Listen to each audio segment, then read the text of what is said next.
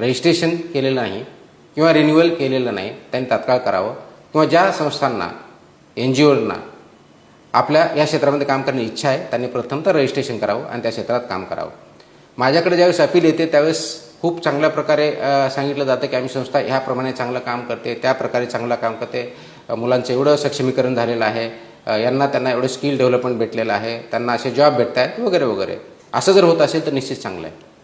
पण मग आम्हाला काही डाऊट यायला लागले, मला विशेष करून डाऊट यायला लागल्यानंतर मी इथं आल्यानंतर आता नवीन पद्धत आम्ही चालू केलेली आहे की हे सगळं ज्यावेळेस क्लेम केलं जातं त्याचा व्हिडिओ ऑडिट करण्याचा आम्ही निर्णय घेतला आहे. त्याच्यामुळे प्रत्येक गोष्टीला इथून आम्ही व्हिडिओ कॉल करणार, डिजिटलच्या माध्यमातून ॲक्च्युअल तुम्ही जे सांगताय तिथं आम्हाला बघता येणार, विद्यार्थी आहेत का, शाळा आहे का, तिथं खोल्या आहेत का, शिक्षक आहेत का. आणि बऱ्याच वेळेस असं मला आढळलं की जे क्लेम करतायत तशी तिथं खरी परिस्थिती नाही.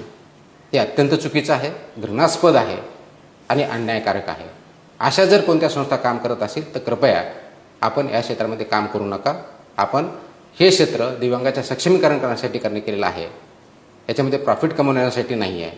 अनेक संस्था आहेत की अत्यंत चांगल्या दृष्टीने काम करतात आणि अनेक अशाही संस्था आहेत की अत्यंत वाईट पद्धतीने फक्त पेपरवरती दाखवून काम करण्याचा प्रयत्न करत आहेत.